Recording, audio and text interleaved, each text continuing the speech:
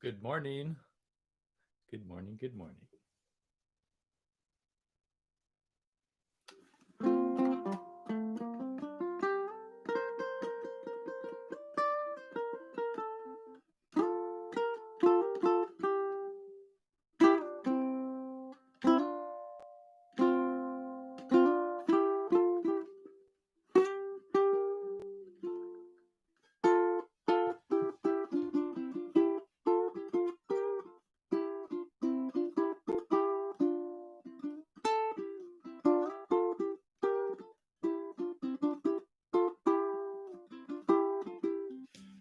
Thank you all for tuning in.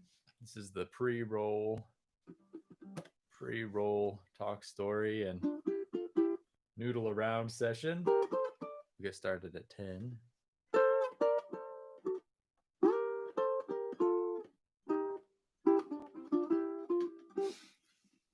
Where's everybody tuning in from today? It's always fun to see where everybody's at.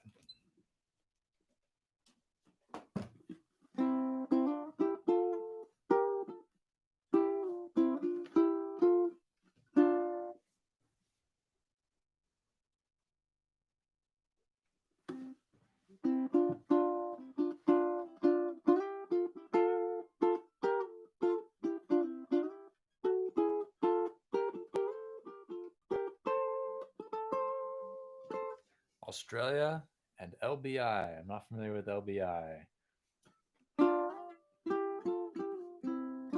I feel like I should know what it is, but it's not coming to me.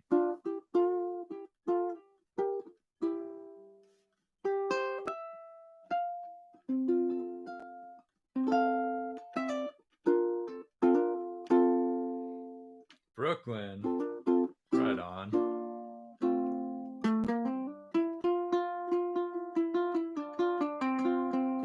And Mateo, thank you so much for the email this morning. That was really nice to wake up to. Hear a little bit of love from Italy, or a former Italian liver.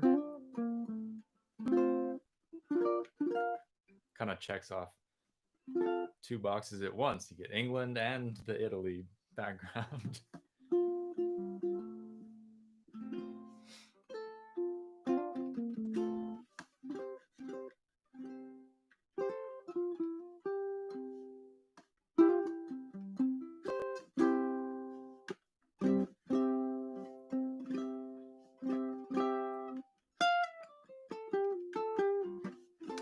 Salt Lake.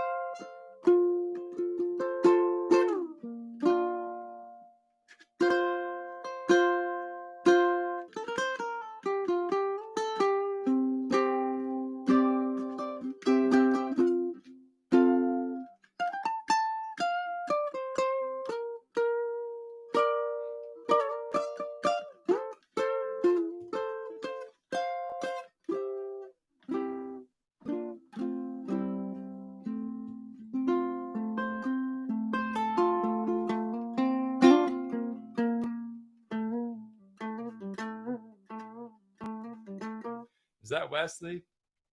Dr. Uke. I don't recognize that username, but I feel like I've seen the YouTube channel. I know that guy.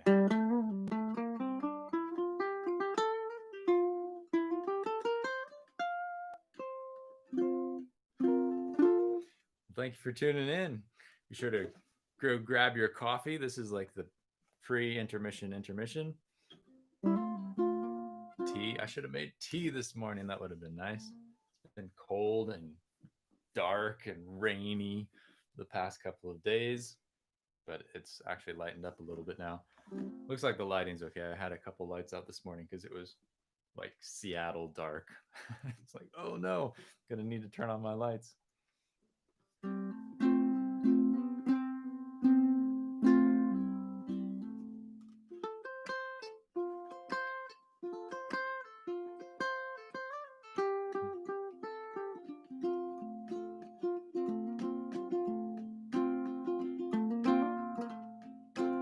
Morning, Steve. Thanks for tuning in. I sure miss doing workshops, meeting people and hanging out and teaching lessons in person.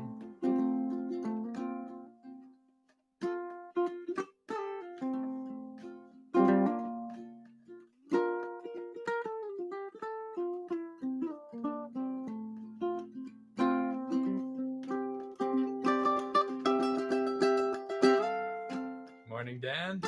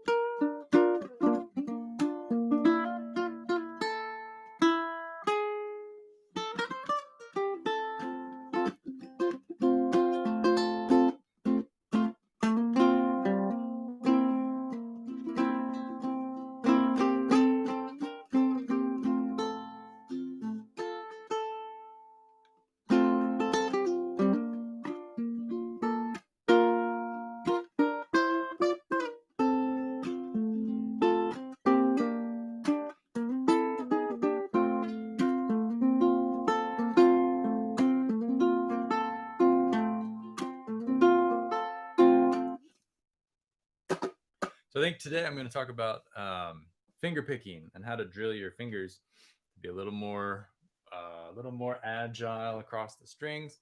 Some different approaches that I have liked to do in the past that kind of force you into the mode of actually learning how to operate your fingers. Because a lot of times, if you're just playing what you play, you don't end up actually practicing the core skill of making your fingers run. So try and talk about a couple of those things today. So if you have any questions that I don't cover, please throw them up in the chat and or help me guide the conversation with your questions regarding finger picking. I think that'll be an interesting subject. Come up with some drills that can show you folks and how to apply those things.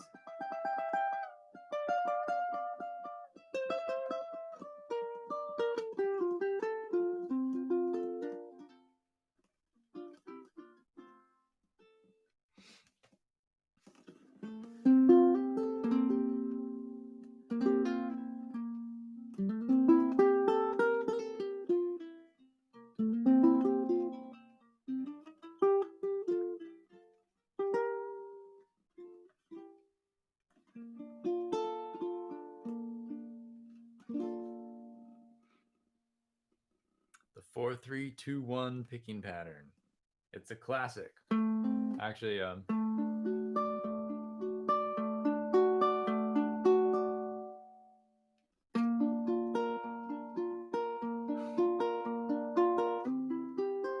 that's the Bretta. The Bretta is one in Hawaii 78.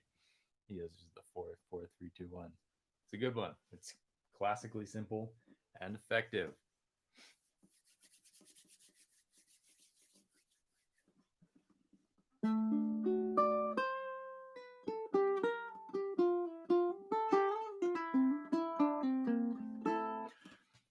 Personally, I use these three plus my ring finger if I need it to kind of catch, so I can do, simultaneously pluck all of the strings at the same time.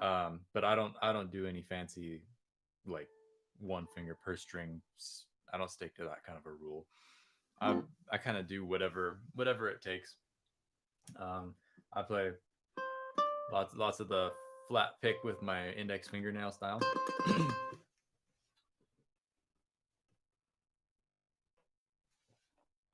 That, and then the thumb and the index, and I mean, really, I picked up the the two fingers plus the thumb thing from Herbo to Junior. That's how he plays mainly, and the thumb hits the two top strings, and the index fingers on the E string, middle fingers on the A string, and that covers most of what you need to do. But it all depends on the situation, really, because you could play if you were just playing.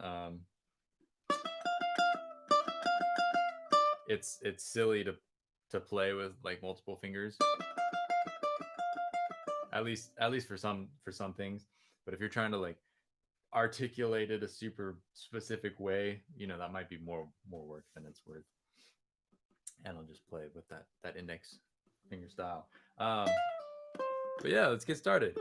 So, subject of the day is finger picking and finger picking drills. How to make the right hand kind of do what you want it to a little bit better. This I'm gonna try and stick to like traditional finger picking, where the fingers pluck up and the thumb picks down.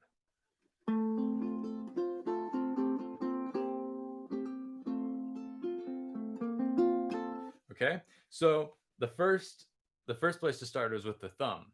If you don't have your thumb dialed in, it's silly, in my opinion, to start playing with your fingers and plucking with your fingers, because mechanics wise, you can get a lot better tone, and it's a lot more physically manageable to pluck down with your thumb than it is to pluck up with your index finger. The sound, you usually as a beginner get a better sound from the thumb, and it's just you can control the thumb better. So that's really the best place to start. And with that, all you do just to practice, the hardest part about finger picking is knowing where the strings are and having a feel in your hand where the strings are in relation to where you're currently at. So what you can do is practice picking the different strings one at a time. Like you could just hold a chord or something. For instance, you could play like G and go from top to bottom and just repeatedly pluck.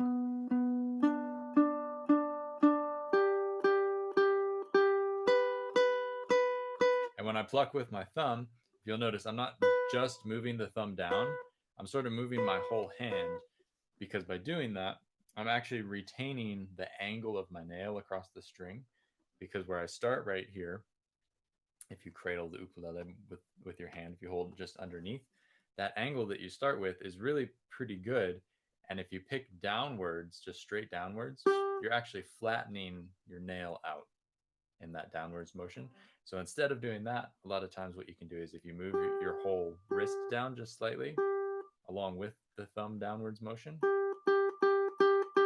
you'll get a little bit stronger tone by pushing through the string instead of like just moving your thumb. Like it would be like typing with your thumbs, sort of. You don't want to do that so much.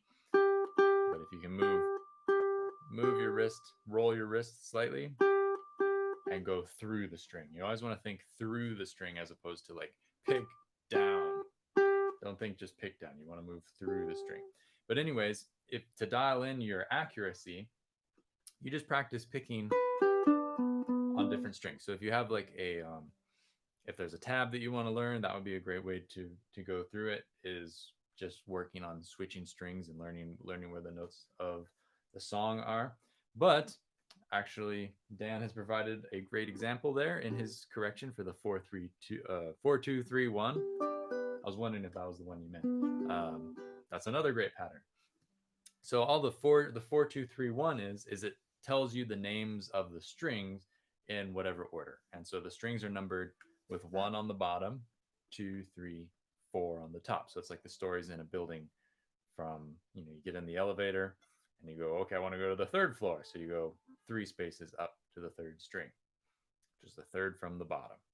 And so for a pattern like 4-2-3-1, you play the top string, and then the 2nd string, 2, and then the 3rd string, 3, and then the bottom string, 1. So 4-2-3-1. And normally people will teach this with thumb, index, and you go back and forth. And I can talk about that in a bit if I remember. But when you're practicing just getting your accuracy down, by having that intentional string skip in there, it's actually super good practice for just playing with the thumb. And practically, you don't want to play like this. It doesn't make a lot of sense. So there's no point from an advantage standpoint. But from a practice standpoint of just drilling the skill, if you play 4, 2, 3, 1, it forces you on every move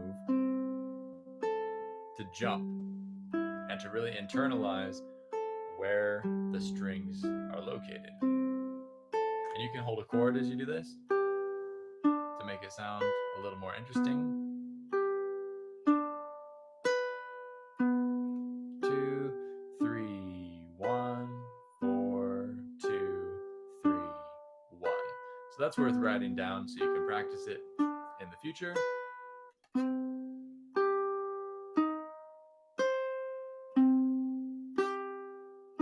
Right, whatever chords you want.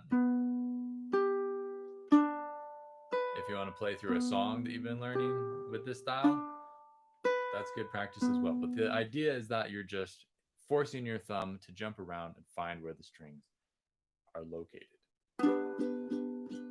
So that's a super powerful one. We could sit and talk about that all day. But really, if you use any finger picking pattern that intentionally jumps and skips across the strings, you're going to be getting the benefit of that.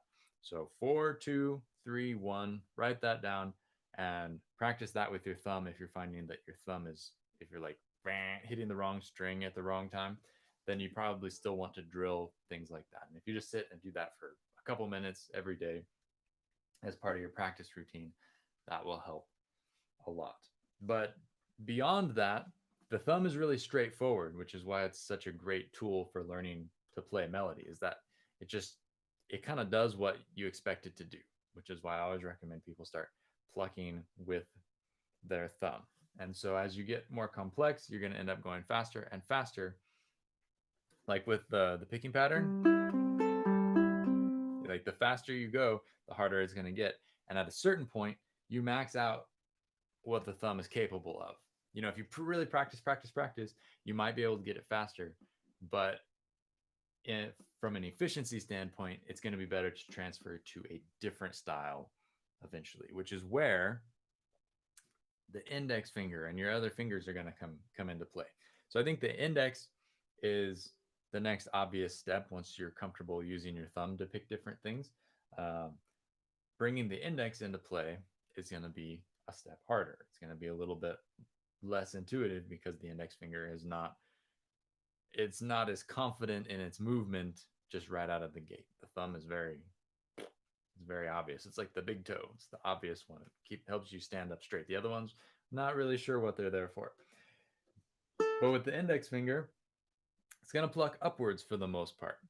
And the way it's located, the place it's located on your hand means that it's not super practical for practicing that kind of picking pattern style where you'd go 4, 2, 3, 1. You can 4, 2, 3, 1, 4, 2, 3, 1. That's good practice too. But just because of the way it places your hand, it's not really a natural placement. You can reach all the strings with your thumb nicely, and you'll likely play all the strings with your thumb fairly regularly. But you can't reach all the strings quite as well with your index finger. You have to either reach it up sideways and then your angle's not so good, or you have to bring your hand way up out of position, and that's not so good either. So a lot of times, because of that, the index finger is kind of put in charge of playing the strings closest to the floor. And the highest you'll normally play with your index finger a lot of times is the C string, because you have your thumb for, at very least, the top string, at very least, if not the 2 top strings, and then your index finger can come into play. But what makes the index finger tick? Okay, I like to show people to envision it. There's a string coming out of the bottom of your wrist, and it goes up and it attaches to the tip of your index finger. And you're a puppeteer, and when you pull on the string in your arm, you're making the picking motion. That's the motion you want to make, is you're pulling straight back into the palm of your hand, right? But what What you don't want to do that I often see happen a lot is people over curve their finger and they pick from here where they're like clawing, and when they pick at the string, it's a real it's a real thin sound because they're curling their finger, and when they pluck, they're snapping the string out, and it snaps off the end of your fingernail. If you have a fingernail, if you don't have a fingernail, it'll be less of a problem. But by having that claw, you're a little too close. So what you want to do is hit the string almost exactly perpendicular. So when you cross the string, your finger is like at a perfect 90-degree angle to the strings. That's sort of the ideal placement of the finger. So you don't want to be pointing back up at your chin with the curled finger, and you don't want to be pointing down off to your side because that's a little soft and hard to manage. But you want it to be kind of right in the middle. So when you strike and you cross the string, you're hitting it at like, that perfect straight on perpendicular angle. And with that pulling motion and at that angle, you're going to be in pretty good shape. Remember, you're just pulling right into the base of your wrist. And so you're going to need to find where your hand positioning allows your finger to cross the string at that point. You don't want to be too far down because then you're going to end up curled, but you don't want to be too far up either. So play around with the up and down location of your hand so that you get that approximately straight on picking approach. And then once you get it, you can just practice repeating that motion. And you'll notice I'm not trying to pick straight up and down. I'm not trying to pick along the string. Again, I'm like at that halfway point of like 45 degrees for this angle. So cross the string at perpendicular this way, and then pluck across the string at like 45 degrees here. So I'm actually, if I hold the ukulele up in an exaggerated way, I'm actually plucking like along the horizon line.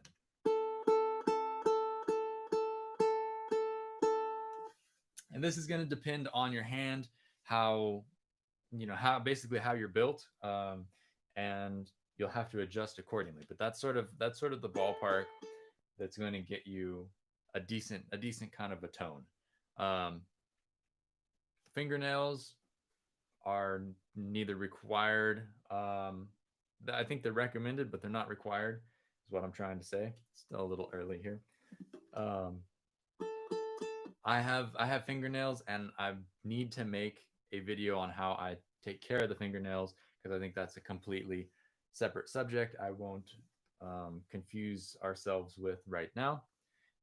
But let's just try, because the trick with finger picking is that you're striking the strings, but you're also coordinating with your left hand.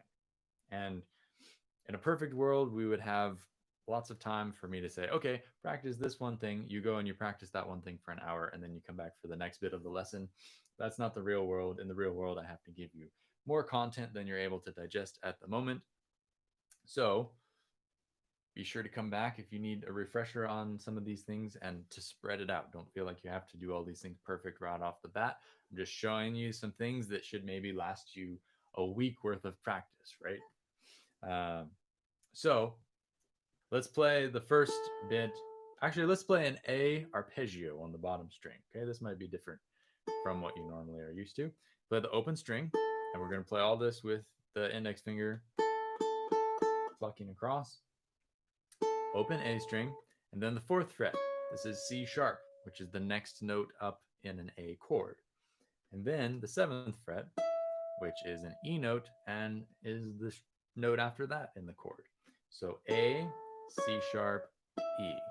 Open, fourth fret, seventh fret. Right?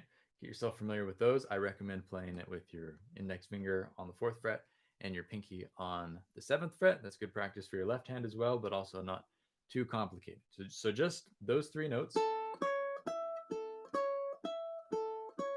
It has kind of a classical sound because a lot of those like violin sonatas and concertos or whatever the classical thing is features that style because a violin can really usually only play one note at a time. So they have to arpeggiate notes, play the notes one at a time, create the illusion of harmony. Right? Let's try it together. We're gonna play. If we have a beat going on like so, 1, 2, 3, 4. 1, 2, 3, 4. It repeats kind of funny because it's 3. You can go as slow as you want. It's all going to harmonize together, even if you're not on my timing. And just focus, if you can, on the plucking and adjust accordingly. If you need to stop and reset, go for it.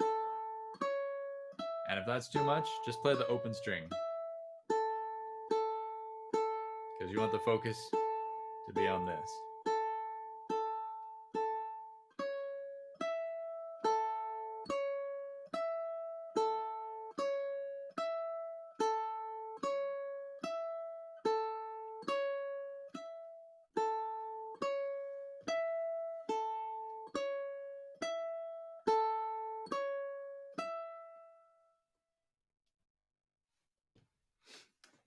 You're going to have to do that a lot before your index finger starts to automatically make that movement happen. Until then, you're going to have to think about it and think of being the puppeteer.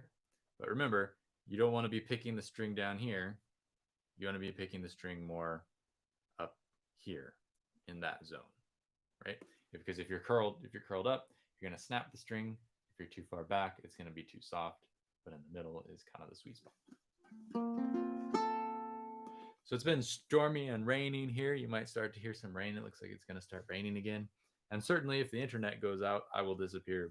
And that is probably why there was probably a tree that fell on the lines, because Spectrum's maintenance plan isn't super high class, even though their price is high class. So Spectrum, 1 stars, sorry.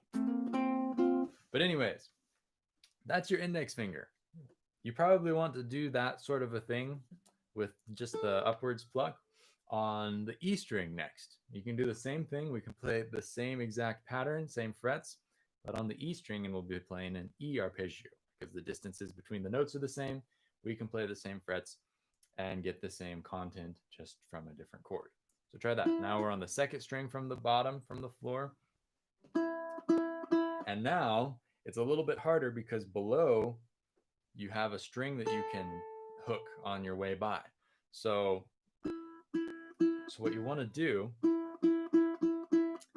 is you're kind of almost scooping in just slightly to get around that A string as you play.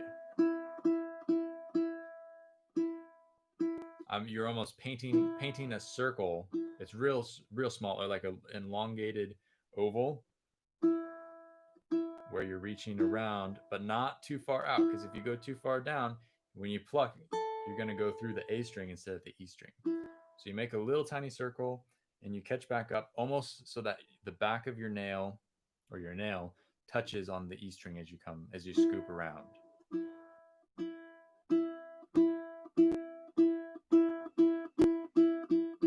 Right? So that's the trick with any of the inside strings, is that you're playing around the rest of the strings. Be glad you're playing ukulele and not guitar, because guitar's string spacing is even smaller. It's even harder to get your fingers in there. You're more likely to pluck the other strings as you go. So let's try the same arpeggio on the E string, the second string from the floor. Okay, same thing. 1, 2, ready, go. Whoops. We must persevere through all mistakes. Don't acknowledge your mistakes. Just keep going while you're playing ukulele, not in real life.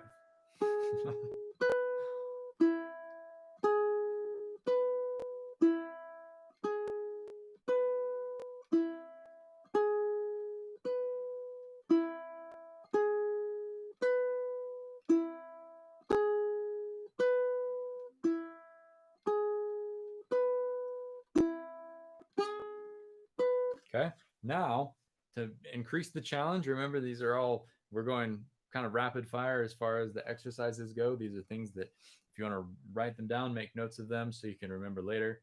That'd be good. But these are things that, spend some time on each of these things, and don't necessarily try and run one into the next, because you're gonna need to spend a couple weeks just doing this or something similar to get your finger doing the thing. And then again, for the E string, you don't need to wait 2 weeks to move to the E string.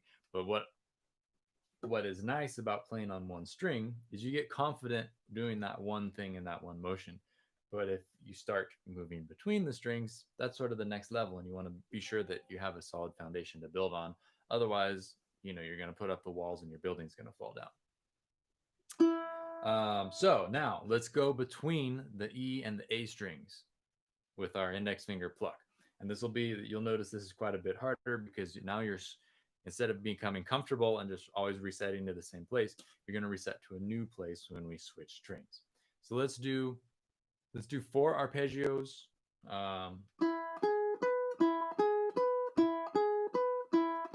And then switch strings. And you're going to find that when you move to the strings, that's when you're most likely to stumble and get caught up in your own motions. Okay, so we'll go slower than that. 1, 2, 3, 4. On the E string. 3, 4. Now switching to the bottom string.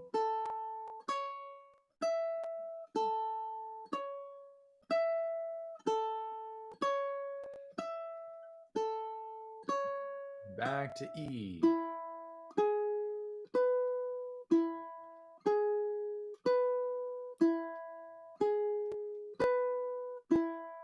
Now down to A.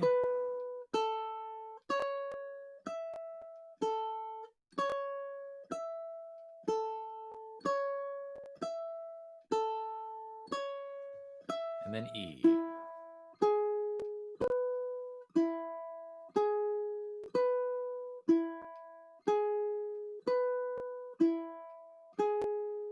A.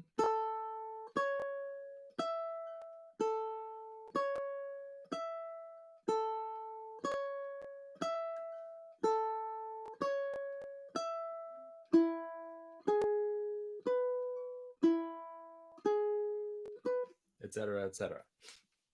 So remember, if that's too much for your movements, if that outpaces your skill and your ability, what you've practiced so far, just play the open strings.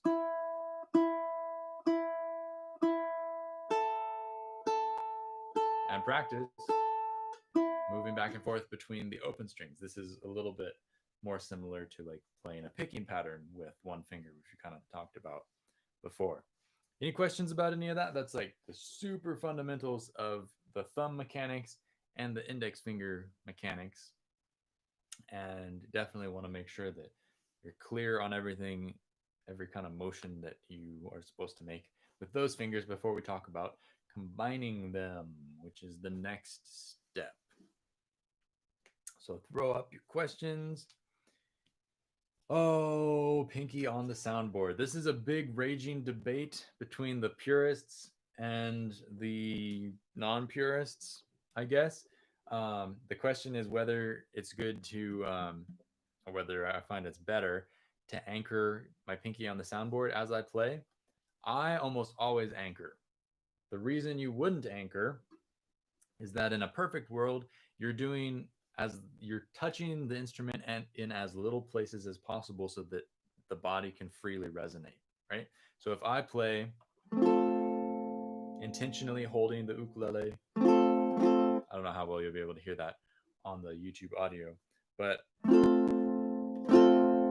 if you intentionally hold your ukulele away from you so that the back it can vibrate freely and you're not touching the top, theoretically that's going to be the best sound that your instrument can produce, as opposed to if you bear hug it up against your body and you stifle the top, it's a lot more muted and dampened.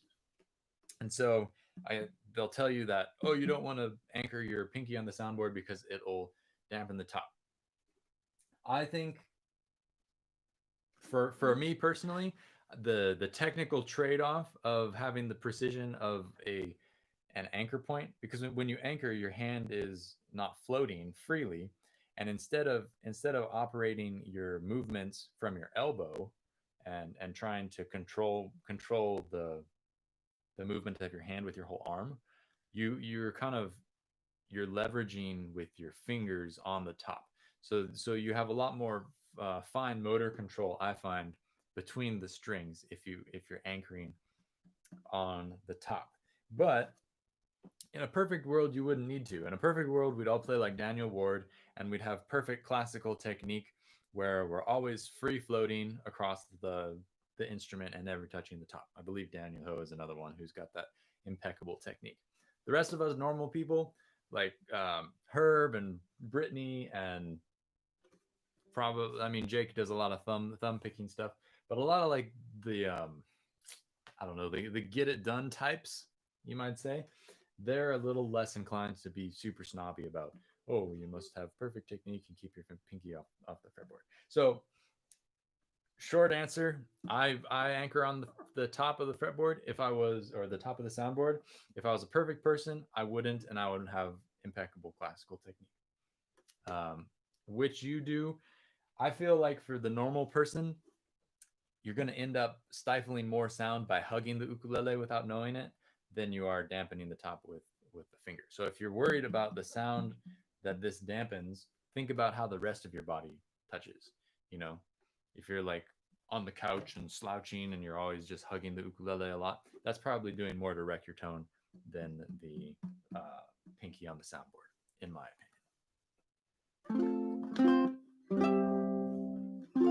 Okay, so the next step from thumb separately and index separately is combining the two, and this is where you know you have the next level up. Okay, the most obvious place to start, kind of obviously, I think probably from a motor standpoint, from a motor standpoint, we'll call it a motor standpoint. Broom broom is the pinch, where you're playing both at the same time. This way you don't have to think about alternating, and when it becomes kind of like walking, you can just do both at the same time. So what that is it's basically a crab claw, and you're kind of using both techniques at the same time. So you take your thumb pluck on downwards. Let's play on the C string with a thumb pluck down, and at the same time, with your index finger, you're going to implement an up pick on the A string. And by having the string split, so we're not playing nearby neighbors, it's a little more room to articulate and move your fingers. All right. So if you try that pluck simultaneously, you're going to go down with your thumb and up with your index finger at the same time. And I understand that this maybe takes, by playing both at the same time, it maybe takes you out of the ideal position for each, but I think the motor compromise is worth it just to start. So just try that.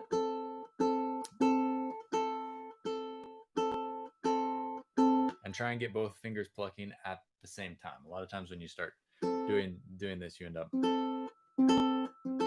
having one ahead of the other.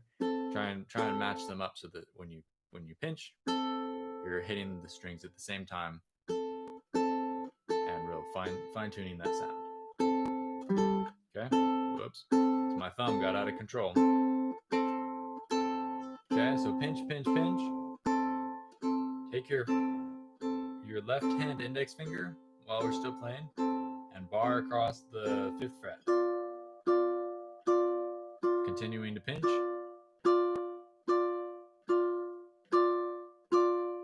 And then back to open. Still pinching, same exact thing. And then go back to the 5th fret.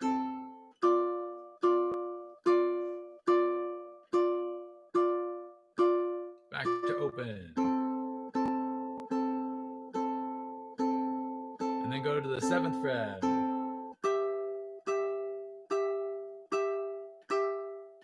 And then back to open. Okay, those are basically 3 chords that we've just played. 3 different chord bits, but they represent 3 chords. Let's try a bit of a blues progression, 12-bar blues, just using these 3 chords. We'll continue pinching on the beat like we have been. 1, 2, ready, go. Pinch. And then 5th fret. And then back to open. And then 7th fret. Down to the 5th fret. And then open. And then the 7th fret to turn it around. Back to the top, open.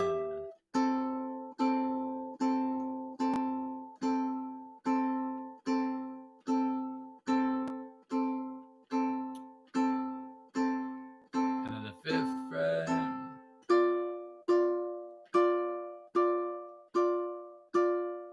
And then open.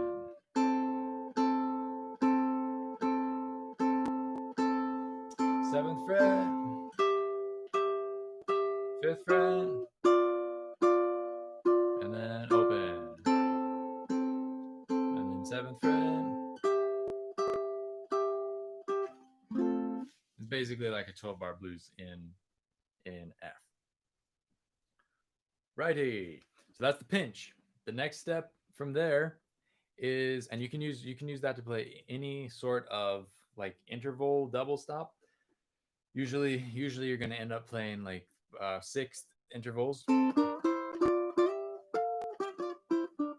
that's going to be pinched the whole way. And the other one is the thirds, where you're pinching. Sorry about the view. You're pinching on the 2 bottom strings. So now you're doing the next door neighbors.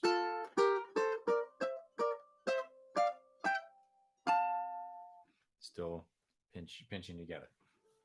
The next step would be to go back to the picking pattern and to implement the back and forth motion with the picking pattern so that we have something to run with. Okay, so let's start and identify which strings are going to be played by what. So for this example, you're going to play the 2 top strings with the thumb. Whoops. Those are the 2 top strings. And then your index finger is going to pluck up on the E string and the A string, 2 bottom strings. Okay, try just doing 4, 2, 4, 3, 2, 1 all the way down the strings. So like if you're a normal person, you probably play it with your thumb. That's the easiest way. We're going to step the difficulty up intentionally so that we're forced to practice with thumb and index and see where they both work and do their job. So thumb, thumb, index, index. Thumb does the 2 top strings, index does the 2 bottom strings.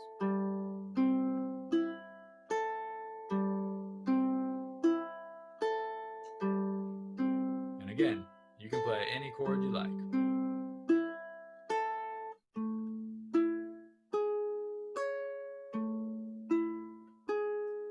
For everybody who just went, ooh, what's that? That's 2, 4, 4, 4. It's an A major 7. Okay, again, top string, 3rd string, 2nd string, 1st string, top, 3, 2, 1, 4, 3, 2, 1, 4, 3, 2, 1.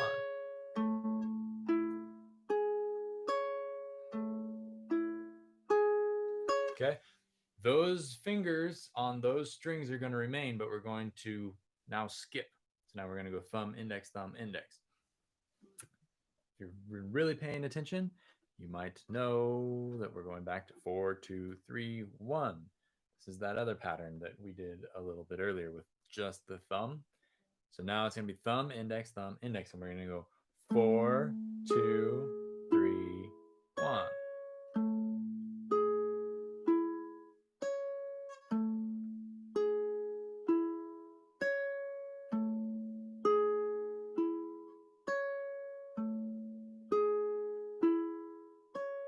Thumb, index, thumb, index, thumb, index.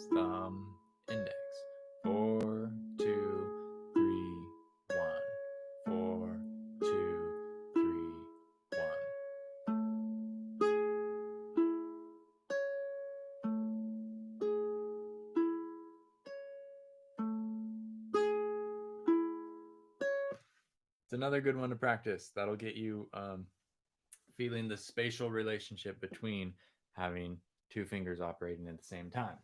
Sometimes, though, you want to, and you can play that with, that's like right there.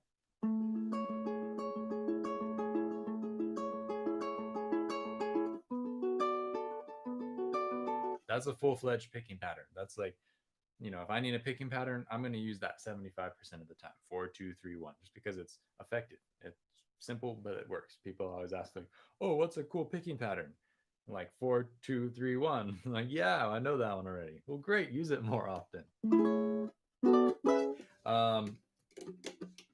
So, kind of the other side of the coin from that is to there you're spreading across the strings, but sometimes to play faster, I remember I said that at a certain point your thumb's going to be maxed out.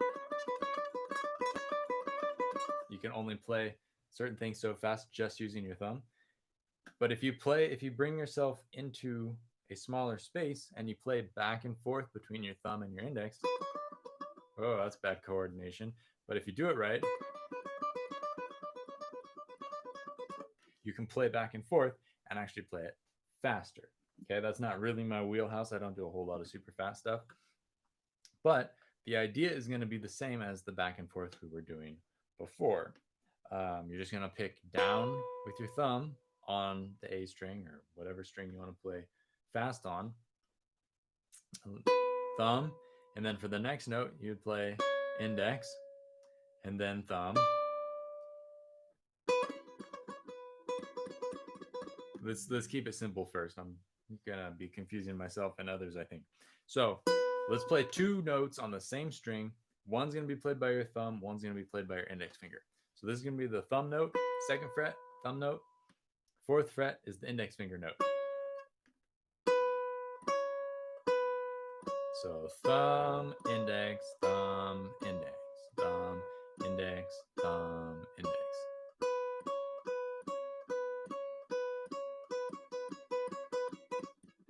Right? You do the musical note, the rhythmic divisions.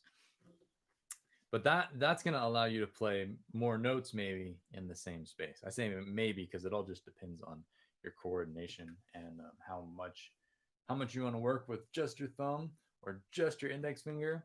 And then when you combine the two, I find that you can work a little less hard. You don't have to work quite as intently to make one finger work when you use two.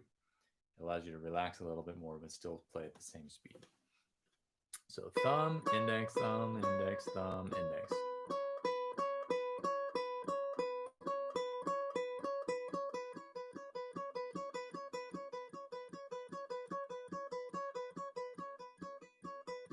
Right? And it sounds like there's a lot going on, but it's not. It's just two notes. It's the second fret and the fourth fret. The second fret I'm playing with my thumb, and the fourth fret I'm playing with my index finger up. So thumb down, index finger up.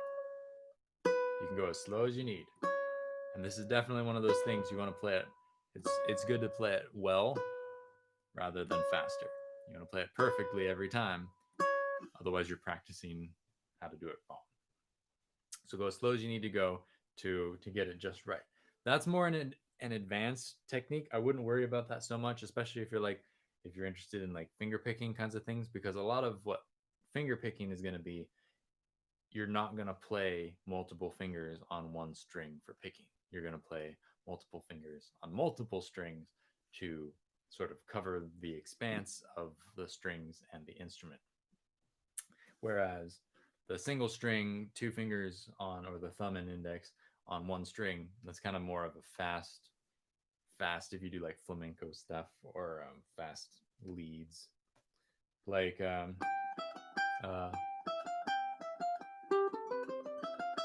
right, that kind of a thing where you're playing quickly. You could play that back and forth.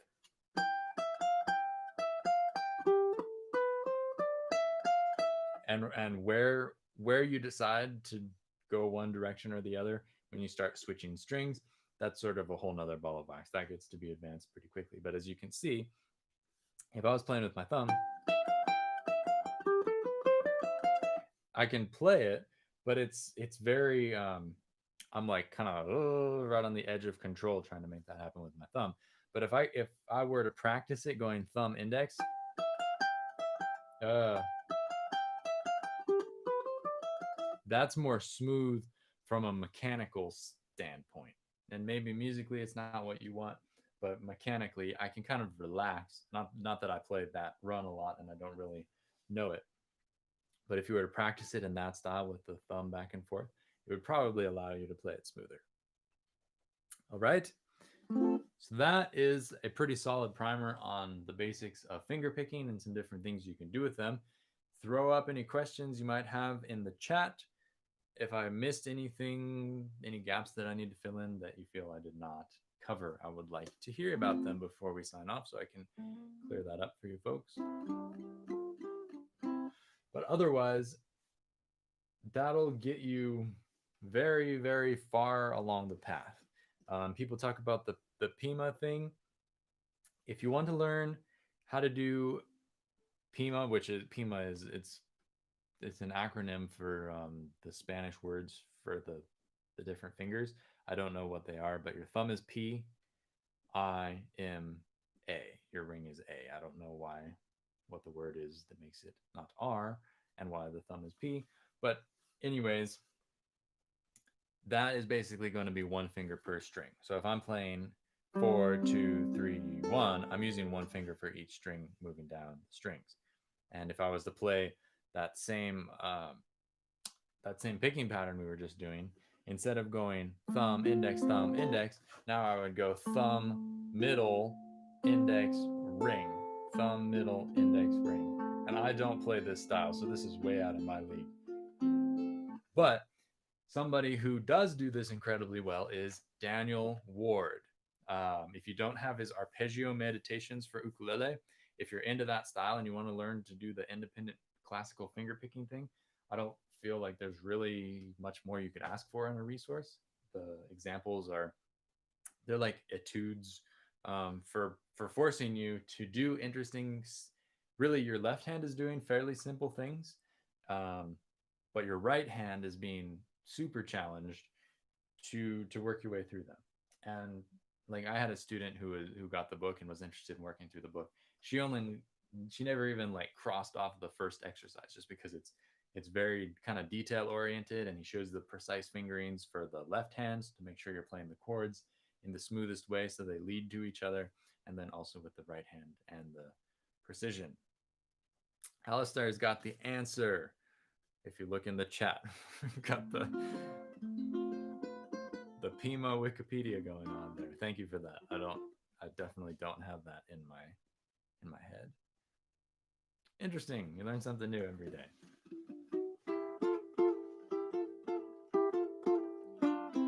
Yeah, so if you got any questions, otherwise check out the arpeggio meditations for ukulele. That's really great.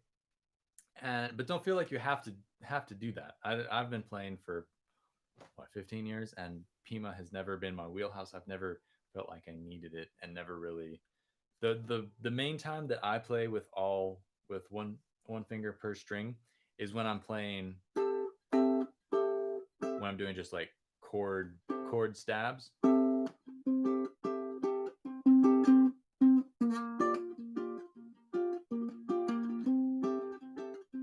Like playing like it's like the Charlie Brown theme, right? And in that case, I might like make my fingers and my thumb pluck independently to kind of get that bossa nova thing going on.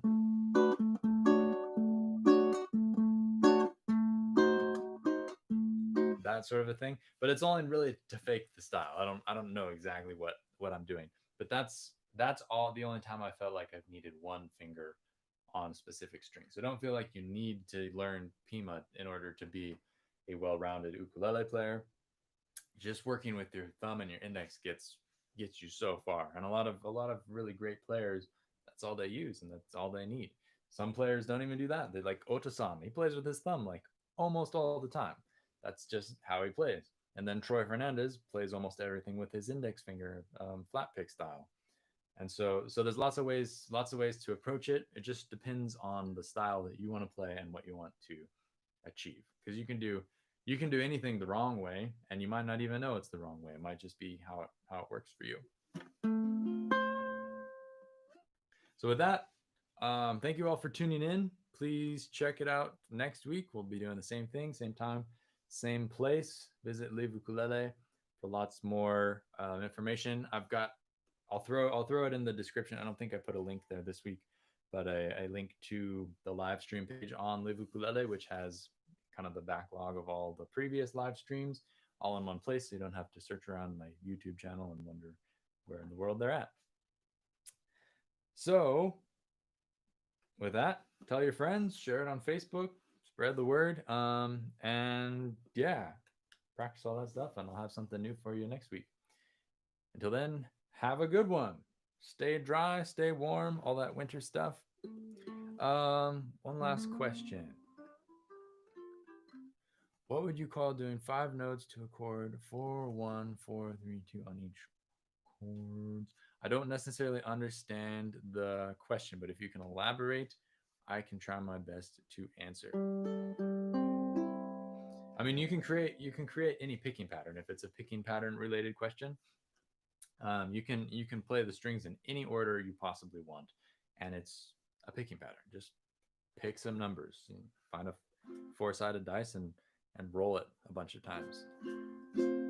Sounds like a roll. Yeah, it's probably just some sort of a picking pattern, and I don't like the technical different like rolls. Some people call a roll like where you brush the strings. Some people like in Irish folk music they call a roll where you do the hammer on and pull offs thing. And so I'm not as familiar with that being known as a roll, but it would definitely be some sort of a picking pattern. And like I said, you can any picking pattern you can possibly put your hands on is going to be it's picking pattern.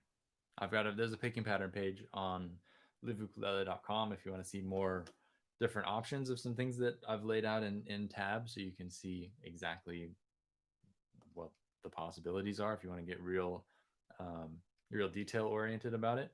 But otherwise, that 4-2-3-1, if you can really get that internalized, you can play many things with that. So until next week, I'll see you all later. Aloha.